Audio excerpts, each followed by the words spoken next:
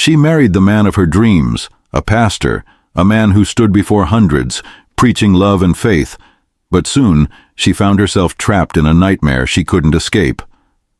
Every Sunday he stood tall, a beacon of righteousness to the congregation, while at home his words were empty, his promises broken. The man she thought was her soulmate had become a stranger. In the silence of the night, she cried herself to sleep, questioning everything she believed in, wondering where the love went. Was it ever real?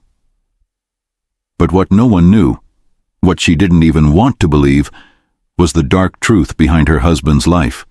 A truth so devastating, it threatened to unravel everything she thought was sacred. Before we dive deeper, let us know in the comments where you're watching from. We'd love to hear from you. And if you're new here, click on the subscribe button so you never miss any of our upcoming videos. Meet Sarah, a young woman who had always found comfort in the safety of her faith. Raised in a tight-knit conservative community, she was taught that love, faith, and marriage were sacred promises, vows to be honored above all else. She dreamed of marrying a man who would stand beside her, guiding their family with wisdom, kindness, and above all, faith. And then there was Michael, Pastor Michael, a man whose voice could command the attention of a crowd, whose words made everyone feel like they were part of something greater. He was charming, charismatic, and above all, devoted to his church. He seemed like the answer to every prayer Sarah had ever whispered. Their meeting wasn't anything extraordinary, just a simple church event where Sarah had volunteered to help with the food.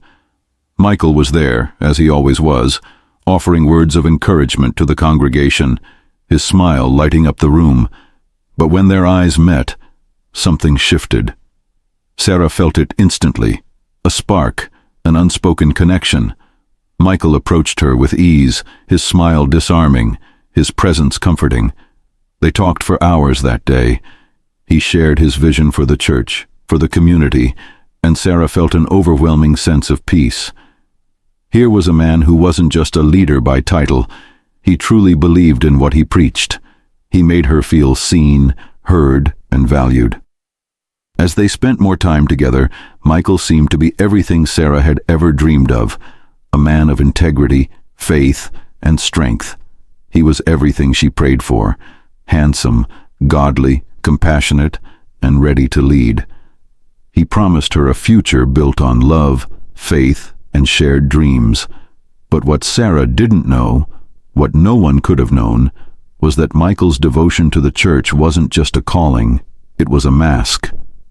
Behind the kind eyes and the smooth words, there was a dangerous secret, one that would slowly begin to reveal itself in the most unexpected and heartbreaking ways. It didn't take long for Michael to propose. Their whirlwind romance was nothing short of a fairy tale. They got married quickly, too quickly, some say. But Sarah didn't question it. How could she? This was the man who had shared her faith, her hopes, her dreams. He was her partner in every sense of the word. The wedding was beautiful, a perfect reflection of the life they were about to begin together. Their friends and family marveled at how well they fit, how deeply they loved one another. From the outside, they seemed like the perfect couple. Michael's sermons were inspiring, his community work was praised, and their home together was full of light, laughter, and faith. But as Sarah soon realized, this perfect image wasn't all it appeared to be. The cracks started to show, just as the foundation beneath her feet began to shake. Soon, the life she thought she knew, the man she thought she married, would prove to be nothing more than a carefully crafted illusion. At first, the changes were subtle. Michael's work, his calling as a pastor, kept him away from home more often than before. But Sarah understood. After all, the church was his life. He had a duty to his congregation, to his community. So she kept quiet, reassured herself that this was just part of the life they had chosen together. Yet little by little, she began to feel the distance grow. Michael would come home late, always distracted, his phone buzzing constantly with notifications. When she asked him about it, he always had an answer.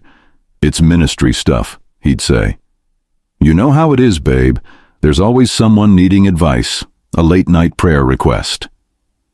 Sarah didn't press it. She trusted him. She believed in the vows they made. But deep down, something began to stir. Something felt off. Then came the first real sign that something was wrong. It wasn't anything dramatic, just a regular evening. Sarah was in the kitchen preparing dinner when she noticed Michael's phone lying on the counter. It was strange for him to leave it unattended. He was usually glued to it, constantly checking messages and calls. Normally, Sarah would never snoop. She trusted Michael. But this time, something inside her told her to look. Her hands trembled as she picked up the phone, scanning the screen for any sign of what could be consuming his attention. And there it was. Messages. Dozens of them. Intimate, flirtatious texts from someone named Emma. Words that no wife ever wants to read, especially not from someone who isn't her. The heart emoji, the late-night chats. Sarah felt a wave of nausea rise in her chest. She froze, staring at the screen, the weight of the moment sinking in. Who was Emma? Why was she sending messages like this? Sarah felt the ground beneath her shake. The man she had trusted with everything, the man she had vowed to spend the rest of her life with, was hiding something. Something big, something deep. Her mind raced with questions, each more terrifying than the last. Had he been cheating? Was this the man she thought she knew? But worse than the betrayal was the silence that followed. Michael's phone was full of lies, but when Sarah confronted him, he simply brushed it off. He said he was just helping a friend, that it was nothing. You know how it is, Sarah. People need my help. You know I'm here for them. But his eyes, they didn't match his words. Sarah could see the guilt, the unease. But what was really going on? How far did this go? But what Sarah didn't know was that this was only the beginning. This was just a small crack in the surface of a much bigger, much darker secret. What she found next would shake her to the core, changing everything she thought she knew about her husband, their marriage, and the life they had built together. She had no idea how deep the lies went, how much her world was about to unravel. She would soon realize that the truth was far worse than anything she had ever imagined. If you're starting to feel the tension, let me know in the comments with "I'm still here." Let's see who's really watching this story unfold.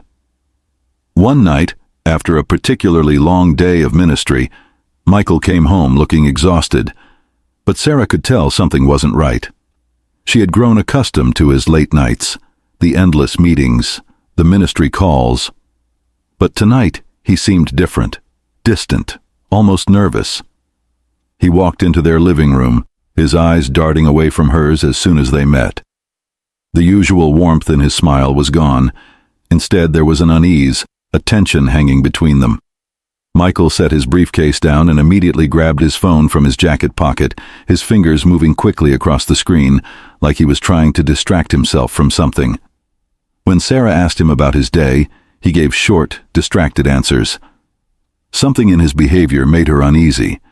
It was like he was hiding something, or worse, avoiding something. She knew then. She couldn't ignore it any longer. She had to find out what was really going on. That night, Sarah stayed up long after Michael had gone to bed. She lay awake, staring at the ceiling, her mind racing with questions, doubts, and fears. Her heart felt like it was about to burst, but the silence of the night kept her in place. She couldn't shake the feeling that Michael was hiding something, that his words didn't match his actions. So she made up her mind. She would find the truth. As quietly as she could, she slipped out of bed and went to Michael's phone, which he had left charging on the nightstand. It felt wrong, invasive even, but she couldn't stop herself. Her hands trembled as she unlocked it. She'd never done anything like this before, but tonight she felt desperate for answers. She scrolled through his messages, at first finding nothing unusual. But then her eyes caught something, a hidden folder in his photo gallery labeled with cryptic names. And as she opened it, her stomach dropped. Photos of women, women she didn't recognize, women she knew nothing about. Each photo seemed more intimate than the last, but the most disturbing part, one of the names in the folder, was Sarah. Her heart stopped. Could it be? Was this really happening? Was her husband, the man she trusted, the pastor she had admired, having an affair with someone else? How could he do this? How could he hide this life from her? The questions spun around in her head, overwhelming her. Her mind raced to make sense of what she was seeing, but it didn't add up. What was this hidden world, this double life he had been living right under her nose? How had she missed it all this time? She couldn't breathe, couldn't think clearly, as the reality of the situation set in. This wasn't just an innocent mistake. This was something far more sinister, something that could tear apart everything she thought she knew about her marriage. The discovery was just the beginning of a much darker journey for Sarah. She couldn't let it go. With her heart racing, she confronted Michael the next morning, unable to contain the questions and the hurt that had built up inside her. She demanded answers, needing to understand what she had just seen. But Michael's reaction wasn't what she had expected. Instead of confessing, instead of feeling remorse, he became defensive. His face hardened, his voice rising with irritation. "It's all a misunderstanding, Sarah," he said. "These women, they're just friends. You know how it is. I help people. I offer advice. This is just ministry stuff, that's all." The words spilled from his mouth, but they felt hollow, empty. He insisted it was nothing more than casual conversations, nothing to worry about. But Sarah felt the lie like a slap in the face. She had spent years believing in the man he portrayed, the man of God, the man who would guide their family in faith. And now this stranger stood before her, denying everything she had uncovered. It was as if the man she thought she married had disappeared into thin air. The trust, the connection. They were gone, shattered by his words and his inability to admit the truth. Deep down, Sarah couldn't shake the feeling that something darker was at play, something far more sinister than he was letting on. As the days turned into weeks, Michael's behavior only became more erratic. Late nights turned into long, unexplained absences. He became more secretive, his phone never far from his hand, always buzzing with notifications. The conversations he once shared with Sarah grew fewer, more curt, more distant, and when he was home, he was hardly present. Sarah began to question everything. Was this the man she had married, the one who promised to be her partner in faith, to support her through every storm? Or had she married someone else entirely? Someone who had been playing a role, hiding behind a mask for far too long. The man who once made her feel safe, who whispered promises of forever, was now a stranger. His absence was felt not just in their home, but in the spaces between them, growing wider by the day. The man she had trusted with her heart, with her life, seemed to be slipping away, piece by piece. And then came the twist. Sarah wasn't the only one who began to notice Michael's strange behavior. At first it was just subtle, an awkwardness in the air when his friends came over, the hushed conversations when he wasn't around. But soon, the whispers spread. People were talking. Sarah's own friends noticed the shift in Michael, and it wasn't long before his closest friends began pulling away. They became distant, avoiding him, no longer inviting him to their gatherings, no longer sharing laughs like they once had. And the most unsettling part? It wasn't just his friends. The congregation began to notice too. The whispers had moved from behind closed doors to the pews, to the halls after Sunday service. People started asking questions. Was Michael really the man they thought he was? What was happening in the life of the pastor they had trusted? And as those whispers grew louder, Sarah's gut twisted with a feeling she couldn't ignore. Was he hiding more than just his phone? Was there a world, one she had never seen, lurking behind the public facade he had so carefully built? What did his double life really involve? What was Michael hiding from everyone, including the woman who thought she knew him better than anyone? One night, after weeks of turmoil, after quietly gathering every piece of the puzzle, Sarah made a decision. She had finally seen the truth, and it was more devastating than she could have ever imagined. The betrayal wasn't just one affair. It wasn't just the secret texts or the late-night calls. No, this was far worse. Michael had been hiding a series of lies that went far beyond their marriage. His life, his double life, was not just built on infidelity, but on manipulation, deceit, and an emotional distance that cut deeper than Sarah had ever realized. As the pieces clicked together in her mind, she knew there was no more room for excuses, no more lies she could swallow. That night, she knew she had to confront him, one final time. She couldn't live in this lie any longer. It was time to face the man she had built her life with, the man she thought she knew, and demand the truth. As Sarah sat across from Michael, the weight of the truth hung heavy in the air. She had already uncovered everything, his lies, his manipulation, the women, the secrets. She had no more questions, no more doubts. This time, there was no denying it. Michael sat there, avoiding her gaze, his usual charm gone, replaced with an uncomfortable silence.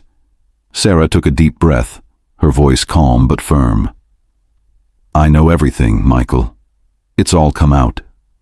The shock in his face was almost comical.